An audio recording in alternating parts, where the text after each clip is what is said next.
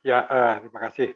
Jadi, untuk yang terkait dengan kehidupan masyarakat pengayat kepercayaan, di 2021 itu memang cukup baik juga ya, artinya, ada perkembangan yang menggembirakan gitu ya. Karena, secara umum sebetulnya layanan yang diberikan oleh negara terhadap, hak-hak pengayat itu ada peningkatan. Walaupun tadi seperti saya sampaikan masih ada beberapa yang masih perlu diupayakan lagi atau diperjuangkan lagi, seperti tadi untuk masuk TNI, Polri dan, Komcat ya. Kemudian, nampak juga perhatian pemerintah melalui Kementerian, Dikbud atau lebih khususnya lagi Direktorat Kepercayaan terhadap Tuhan Yang Maha Esa dan masyarakat adat juga, ada beberapa, upaya-upaya yang real gitu ya. Ya, khususnya misalnya dalam rangka meningkatkan, kendala pendidikan di sekolah, pendidikan, kepercayaan di sekolah ini juga, upaya yang telah dilakukan direktorat cukup cukup, maksimal gitu ya. Kemudian juga dalam rangka meningkatkan, eee, atau menghadapi kendala-kendala yang masih ada juga direktorat sudah mengembangkan forum-forum.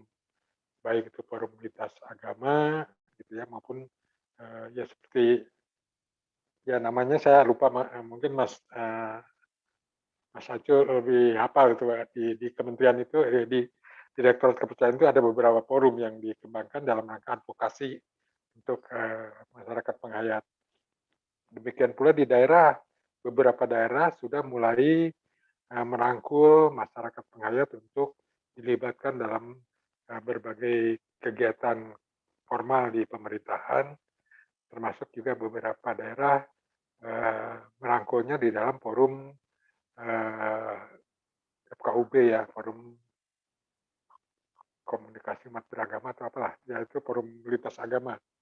Jadi ada beberapa saya kira, cukup menggembirakan. Mudah-mudahan, ke depan ini adalah peningkatan lebih baik lagi dan tentunya ini, eee, tidak mungkin datang dengan sendirinya, tapi harus ada upaya-upaya yang terus-menerus untuk,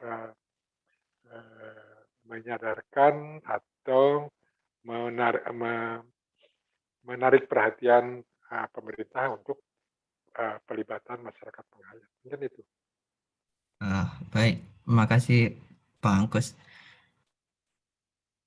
Eh, ya mungkin ada tanggapan lagi di kolom chat ada pertanyaan dari Imam Permadi, mungkin boleh disampaikan. Saya boleh berbagi data pencabutan izinnya. Maksudnya mungkin boleh diperjelas kalau pakai voice. Oh, atau mungkin Ya, maksudnya izin. saya coba masukkan di kolom chat ya. Mudah-mudahan bisa ini ya. Saya masukkan di kolom chat. Oh iya.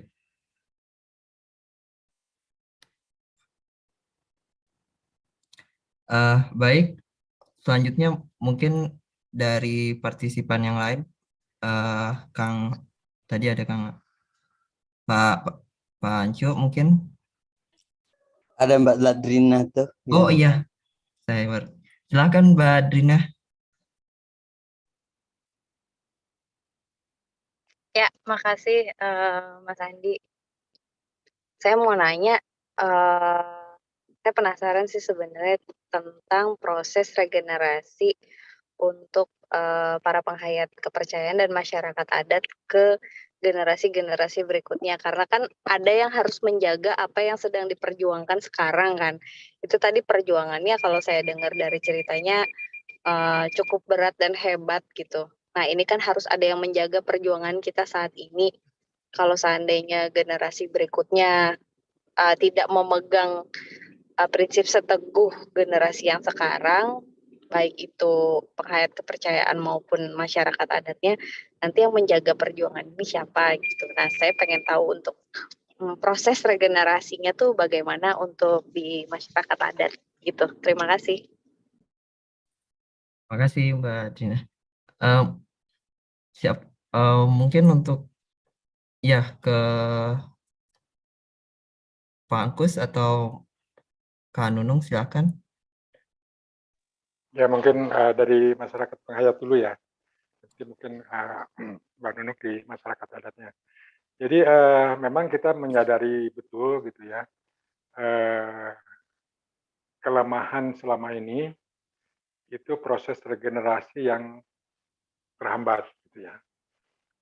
Dalam arti selama ini kan di sistem kepenghayatan menganggap wah urusan kepercayaan, urusan kepenghayatan itu adalah urusan orang tua. Sehingga yang dulu nih generasi dulu, sehingga begitu generasi tuanya tidak mampu lagi untuk berkarya gitu, generasi berikutnya terjadi ketimpangan. Namun kesalahan-kesalahan dari generasi yang lama itu sudah mulai diperbaiki gitu ya. Karena kita sadar bahwa generasi muda ini adalah sangat menentukan keberlangsungan dari kehidupan masyarakat kepercayaan. Kalau dulu mungkin masalahnya kenapa banyak di generasi muda berikutnya itu tidak melanjutkan dan bahkan banyak yang akhirnya melepaskan aktivitas dan kepercayaan karena tekanan-tekanan diskriminasinya itu sangat berat. Gitu ya. Karena dulu kan tidak bisa kawin, tidak bisa secara sah, gitu. Tidak bisa masuk berbakti ke negara, gitu, masuk PNS susah, apalagi masuk TNI Polri, gitu. Dan sisanya kan masih terasa sampai sekarang. Nah kemudian juga di kerja-kerja di perusahaan swasta pun, kalau identitas kepercayaan atau diketahui orang penghayat kepercayaan itu pasti akan susah untuk masuk karena stigma yang selama itu yang negatif gitu ya.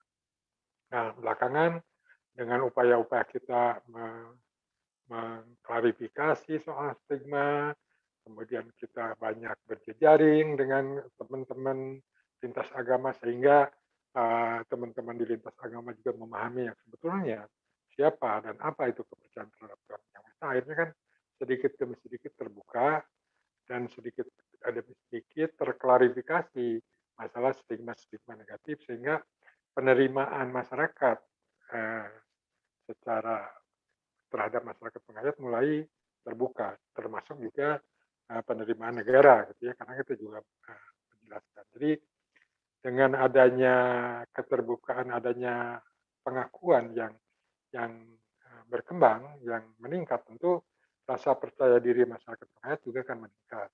Dan itu otomatis juga akhirnya membuka generasi muda untuk juga berani tampil.